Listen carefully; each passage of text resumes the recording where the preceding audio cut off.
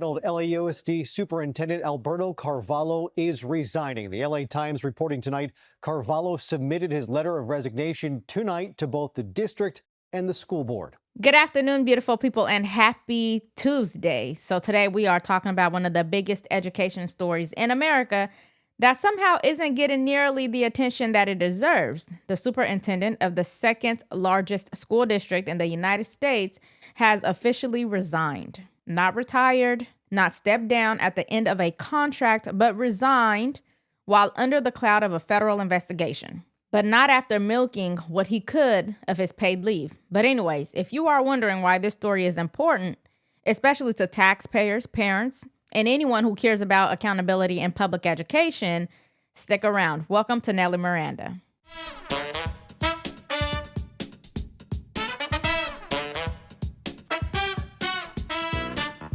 The LA Unified School District is the second largest school district in the entire country, overseeing the education of roughly 400,000 students. The shocking announcement comes as the former superintendent is being investigated by the FBI over a failed chatbot project. LAUSD paid nearly $3 million for that project before the company's founder was indicted for fraud.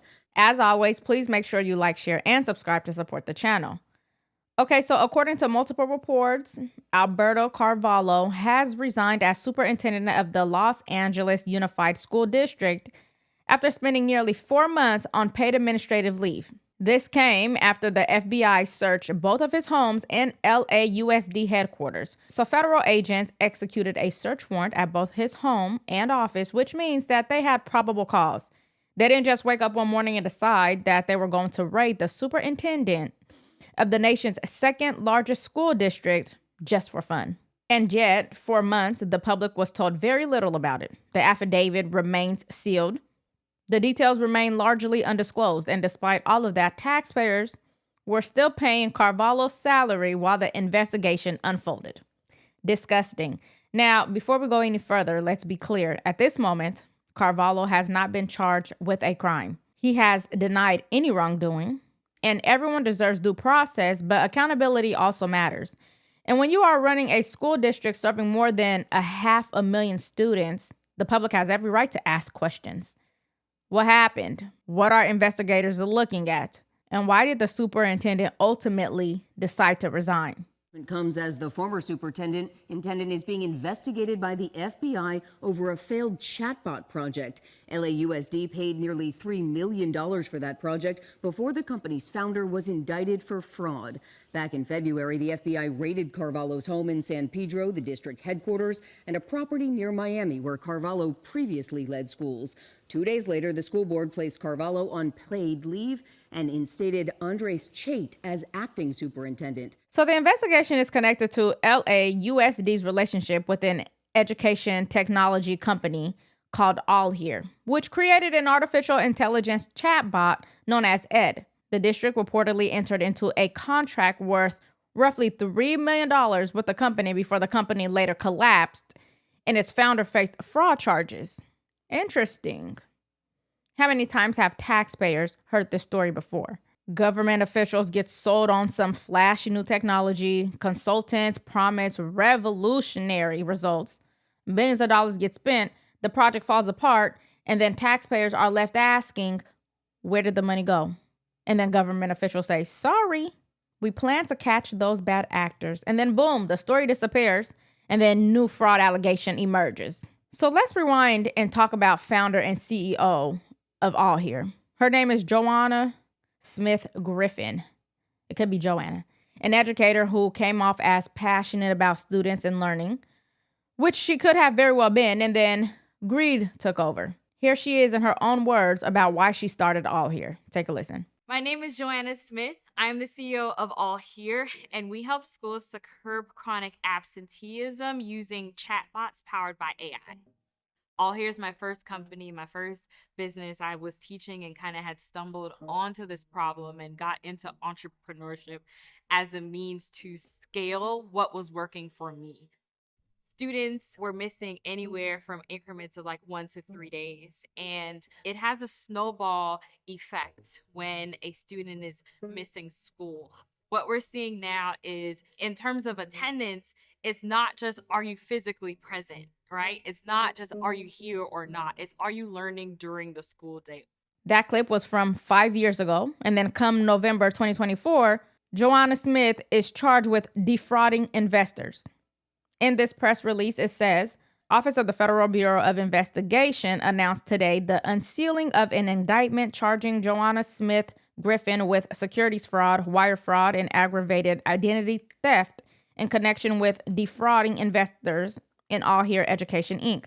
U.S. Attorney Damian Williams said, as alleged, Joanna Smith Griffin orchestrated a deliberate and calculated scheme to deceive investors in All Here Education, Inc., inflating the company's financials to secure millions of dollars under false pretenses. The law does not turn a blind eye to those who allegedly distort financial realities for personal gain. I mean, fraud is just everywhere. Bad actors looking to enrich themselves off of taxpayers. One of the reasons that this story matters so much is because education budgets are not unlimited. Every dollar spent on failed technology projects is a dollar that isn't going directly into classrooms. It's a dollar that isn't helping struggling readers, a dollar that isn't helping teachers who are already spread thin. But back to our once glorified Superintendent Carvalho. He wasn't some obscure administrator. He was nationally known. He built a reputation in Miami-Dade before moving to Los Angeles in 2022. He received praise for improving academic performance and graduation rates. Even many of his critics acknowledged that he was a talented educational leader. And in fact, some reports note that under his leadership, LAUSD saw notable academic gains and won voter support for a massive school bond measure. And yet, even someone with that level of influence and political support found himself sidelined by a federal investigation. The search warrants remain sealed, as well as the warrant that was used to search a Florida home connected to this federal case. And Mark and Michelle, 7 on Your Side investigates is learning this Florida home is owned by a woman who is claiming she is owed hundreds of thousands of dollars by an education company that collapsed. This same company went under while it had a contract with LAUSD to create a chatbot aimed at helping students and parents. This right here is the Florida home agents searched just yesterday. It's in Southwest Ranches, which is a good 25 miles north of Miami. Public records show this home is owned by a woman named Deborah Kerr. Kerr describes herself on her LinkedIn page as a business and education consultant. She posted this photo you see with Alberto Carvalho on her LinkedIn page 3 years ago after what she referred to as a brilliant address by the superintendent. One source in the education sector tells me Kerr is very well respected in the education field. Now, bankruptcy filings we have found show Kerr claims she is owed $630,000 from a company called All Here. All Here collapsed 2 years ago after its owner was accused of fraud and using company funds to pay for a house and a wedding. That indictment happened after LAUSD paid All Here nearly $3 million to create a chatbot aimed at being a personal assistant to both students and parents. What we're most interested in is this. Where will this story go next? Will charges ever be filed? Will investigators clear Carvalho completely? Will additional details emerge about the All Here contract? Will taxpayers ever receive a full accounting of what happened? Probably not. But what we do know is Carvalho resigned and the investigation remains active. So what do you think?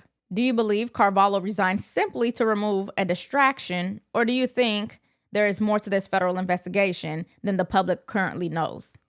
Let me know your thoughts in the comments, and if you got any value from today's video, please make sure you like, share, and subscribe to support the channel, and ring the bell so you don't miss any future updates. Thank you all for watching, and I'll see you in the next one.